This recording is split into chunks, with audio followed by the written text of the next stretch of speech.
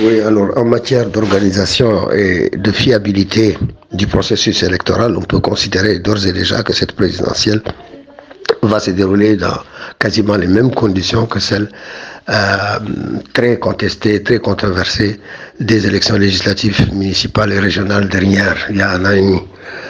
L'opposition, et pas seulement d'ailleurs l'opposition, il a plus de la moitié des partis du pouvoir, les partis de la majorité, ce qui est une grande première, avait fait une critique très sévère des conditions de ces élections, en particulier du rôle catastrophique joué par la CENI dans les résultats extraordinairement, je disais, cauchemardesques de ces élections-là.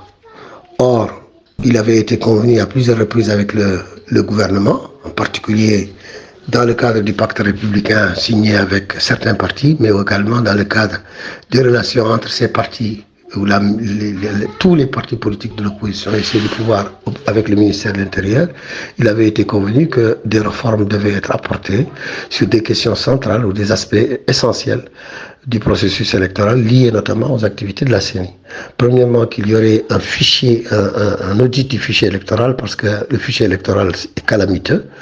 Deuxièmement, qu'il y aurait un audit du dispositif informatique parce que on a des preuves tangibles et la CENI elle-même l'a reconnu qu'il y a eu de la manipulation informatique, qu'on a transféré des résultats de certains candidats en faveur d'autres, on a soustrait également des résultats de vote nul ou de vote blanc ou d'abstention en faveur de certains candidats, etc. Donc il y a une maniabilité du système ou dispositif informatique tel que les résultats n'étaient absolument pas crédibles. Or, sur ces deux questions, le fichier électoral et du fichier informatique, il avait été retenu qu'il y aura un audit.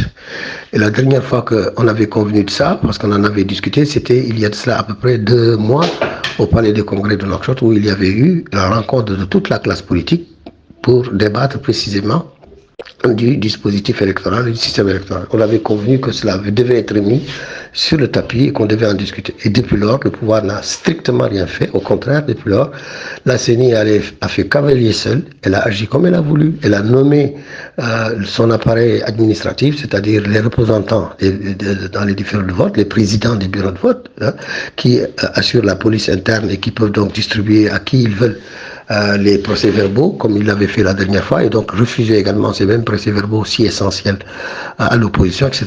Sans parler donc de ce que le dispositif informatique étant verrouillé par eux et personne ne sachant ce qui se passe, c'est de véritables boîtes noires, en conséquence de quoi les résultats qu'on peut attendre, c'est que ce soit les mêmes natures catastrophiques que les résultats des élections législatives et municipales dernières.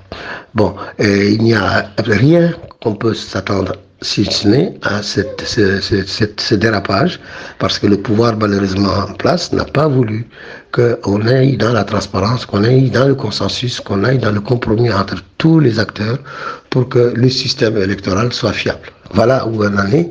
Donc je crains personnellement qu'il y ait n'importe quoi et que les résultats soient très fortement contestés.